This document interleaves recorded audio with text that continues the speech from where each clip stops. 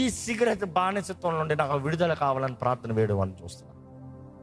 సిగరెట్లు కాలుస్తూ లంగ్స్ పాడయ్యి డాక్టర్లు చెడిపిందిరా లంగ్స్, చచ్చిపోతావురా అన్న కూడా నేను మాడలేకపోతున్నాను అని చెప్పేవారిని చూసాను.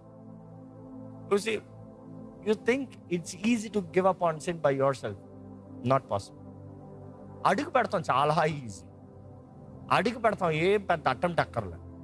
ఈరోజు చాలామంది లోకంలో నేను ఇది చేస్తాను తెలుసా అని వెర్రవీగుతున్నారు. అలాంటి మనసు మీకు ఉండనవద్దు. పాపము చేస్తాం the easiest thing on the planet.